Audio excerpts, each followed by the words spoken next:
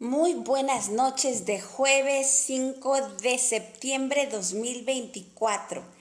Ya se llegó el día de otra transmisión por TikTok Live y estoy muy contenta porque voy a realizar la lectura del primer capítulo de este gran libro, Neuroeducación.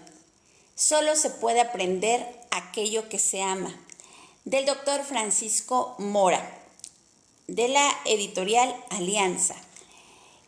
Francisco Mora es doctor en medicina, doctor en neurociencias, catedrático de fisiología humana y actualmente imparte docencia en las Universidades Complutense de Madrid y Iowa en Estados Unidos. Es miembro de Wolfson College de la Universidad de Oxford.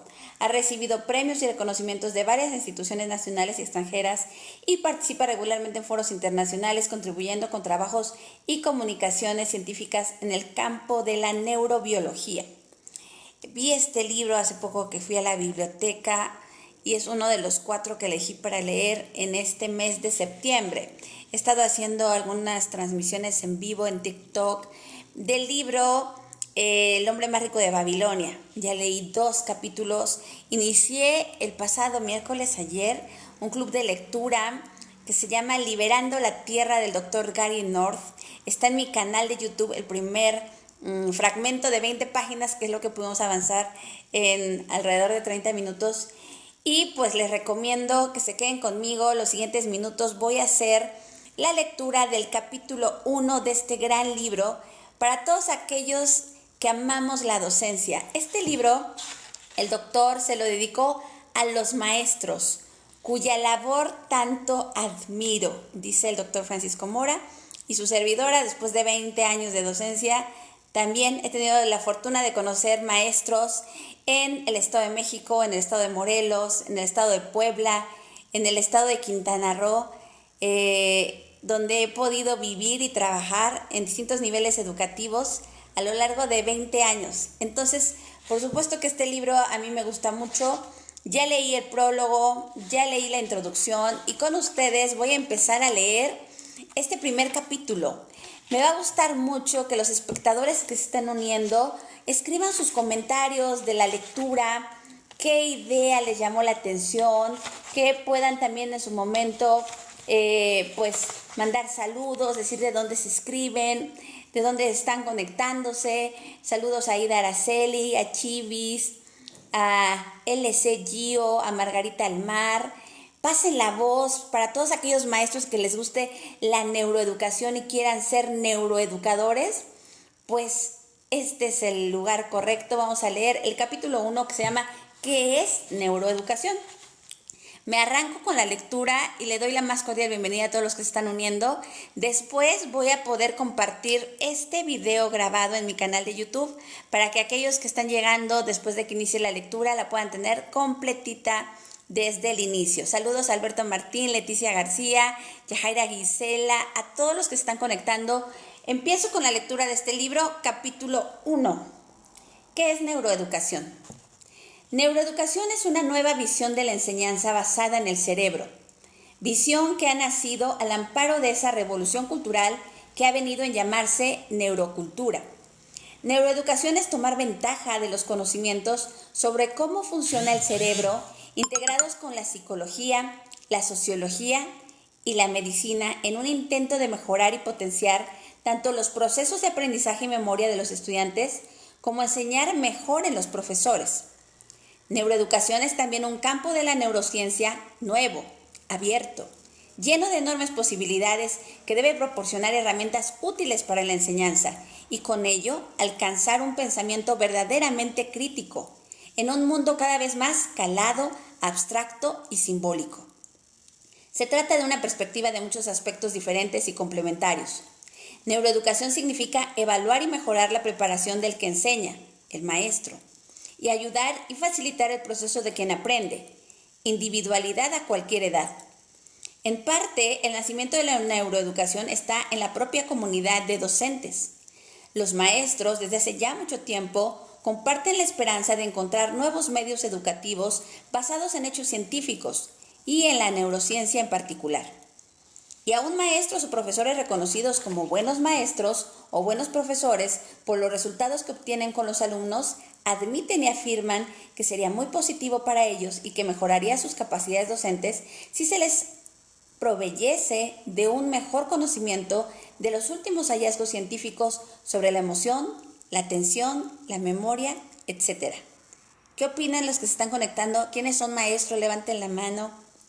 La neuroeducación puede ayudar en el proceso de potenciar la creatividad o el aprendizaje de ciertas disciplinas específicas, por ejemplo, las matemáticas. A partir de conocer que hay dos vías cerebrales diferentes por las que se alcanzan esos procesos y la potenciación de unas u otras atenciones para enseñanzas específicas, después de conocer que el proceso atencional no es un fenómeno neuronal único en el cerebro y que existen mecanismos cerebrales que sustentan procesos atencionales diferentes según a qué se aplique la atención, y al igual para la memoria y otros muchos procesos relevantes para el aprendizaje. La neuroeducación, además, comienza a poner en perspectiva y reforzar la existencia del medio social, de la familia y la propia cultura como determinantes de la capacidad de aprender en los niños, además de reconocer que la variabilidad de sus capacidades durante ese aprendizaje se debe en parte no solo a los constituyentes genéticos de cada individuo, sino también a los cambios que desde el mismo nacimiento produce el medio ambiente en el cerebro. Valga como ejemplo, entre los numerosos factores ya conocidos, el efecto del tabaco sobre el recién nacido. Tanto si la madre es fumadora activa o solo lo es el entorno de la familia, y que se expresa en peores respuestas de los niños a estímulos sensoriales o una capacidad de atención disminuida cuando se le compara con otros niños que no han vivido en ese entorno. Sin duda que esto es ya condicionante de las capacidades cerebrales de estos niños en los primeros años de aprendizaje en el colegio. ¡Wow! Esto sí no me lo sabía. ¿Ustedes sabían que afecta que un niño esté cerca de un fumador activo o pasivo en su entorno cercano familiar? Afecta su educación. La neuroeducación incluye entre sus cometidos ayudar a detectar procesos psicológicos o cerebrales que puedan interferir con el aprendizaje y la memoria y la misma educación. La neuroeducación está en las primeras andaduras de un largo camino que recorrerá paralelo en su trayecto el progreso tanto de la psicología como de la neurociencia cognitiva. Neuroeducación trata, con la ayuda de la neurociencia, de encontrar vías a través de las cuales poder aplicar en el aula los conocimientos que ya se poseen sobre los procesos cerebrales de la emoción, la curiosidad y la atención. Y cómo estos procesos se encienden y con ellos se abren esas puertas al conocimiento a través de los mecanismos de aprendizaje y memoria. Y de esos conocimientos sacar provecho e intentar aplicarlos a los alumnos y los mismos maestros y profesores. Pues está claro que para que un alumno preste atención en clase no vale exigirle sin más lo que haga. Eso sirve de bien poco, sobre todo si el profesor es aburrido y aún con un profesor activo y un tema que pudiera ser interesante. Hay que encender primero la emoción. Levante la mano quienes están a favor de esta idea. Como docente después de 20 años dedicada a la educación, por supuesto que me queda claro que es importantísimo para que se realice un aprendizaje significativo que el conocimiento vaya acompañado de las emociones, de un tanque emocional muy lleno, muy motivado.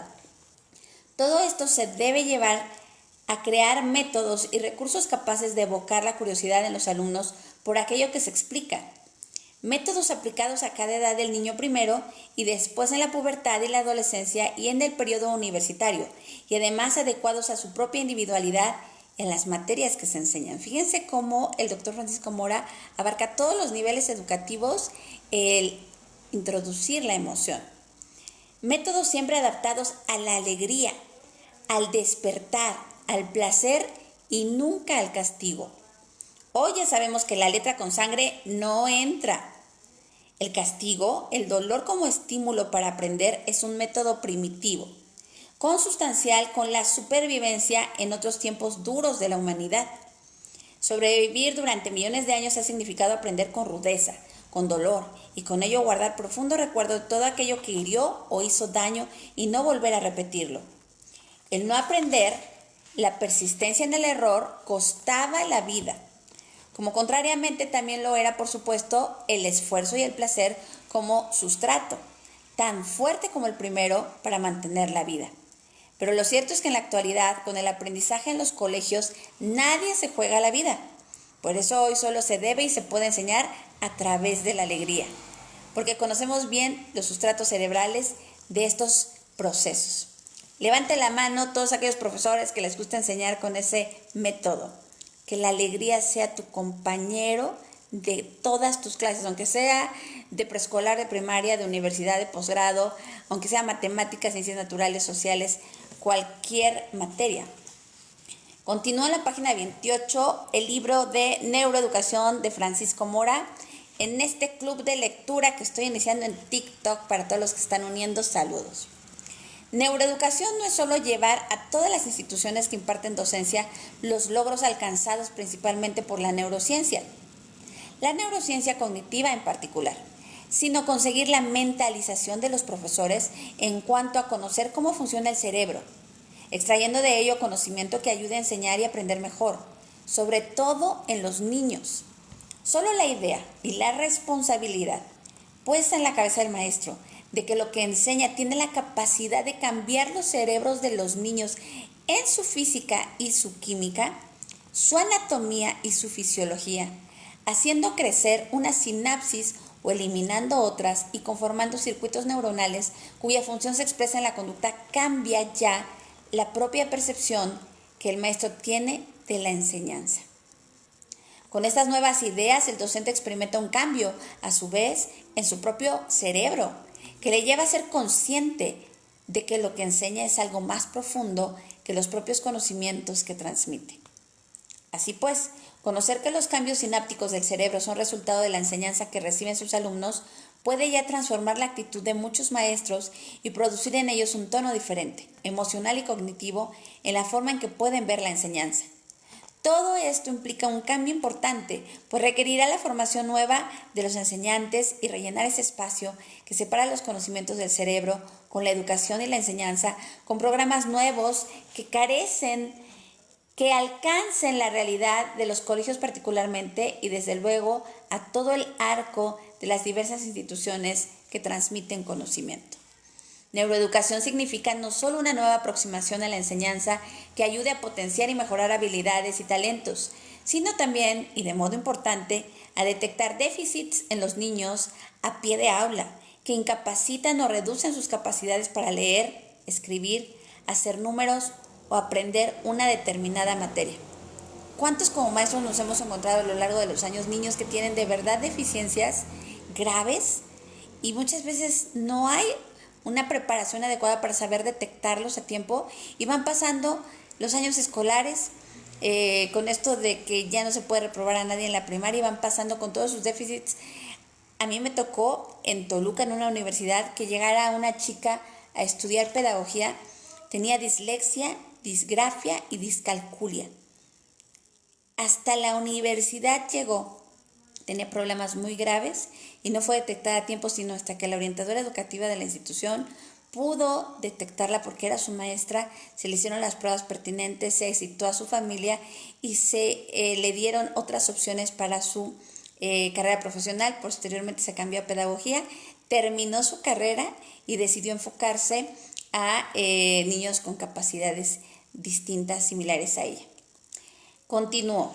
Así como prevenir, reducir o mitigar todas aquellas consecuencias de vivir en ambientes estresantes y negativos o de constante amenaza con la que adquieren hábitos que influyen también de manera negativa en el desarrollo normal de sus cerebros. A todo esto puede ayudar que desde muy temprana edad se haga a los niños estudios y análisis electroencefalográficos para detectar posibles alteraciones en ese procesamiento que es el aprendizaje para poder corregirlas pronto y que no dejen huella.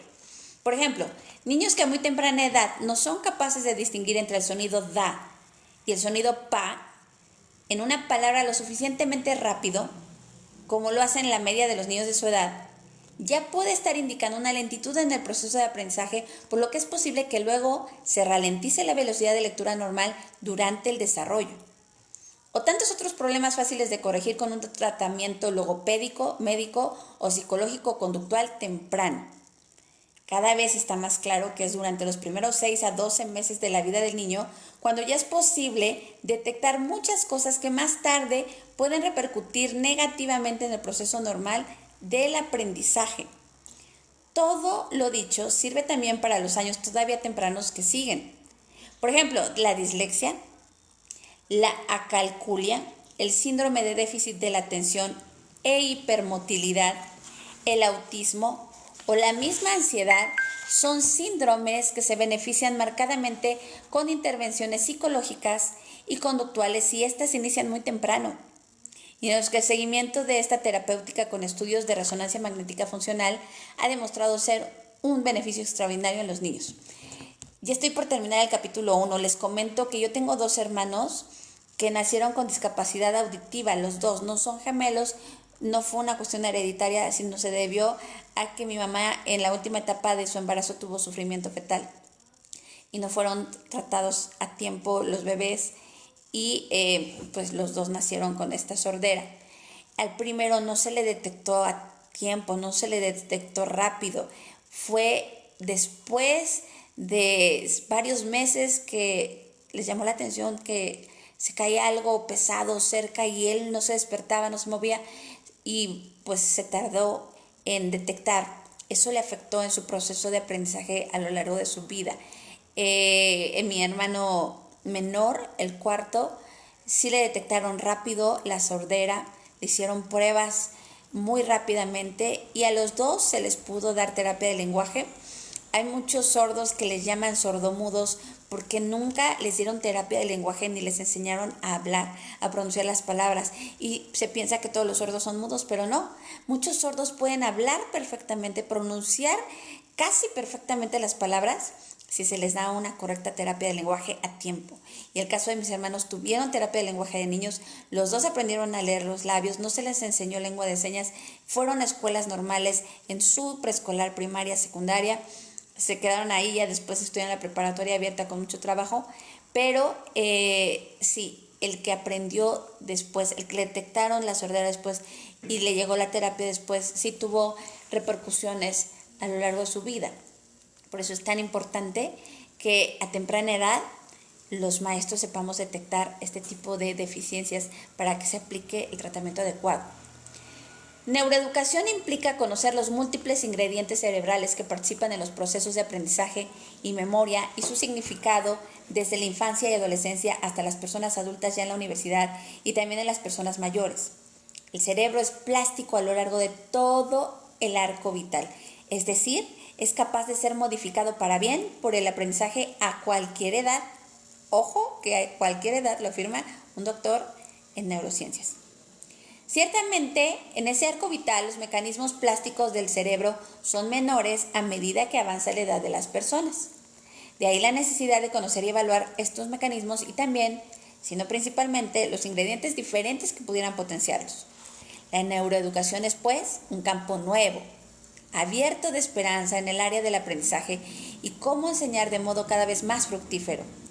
En esencia, la neuroeducación trata de crear puentes desde el funcionamiento del cerebro a la psicología y la conducta, construyendo un edificio de conceptos sólidos, científicamente fundamentados y destruyendo al tiempo cada trozo de ese edificio que esté mal hecho, es decir, derribando neuromitos.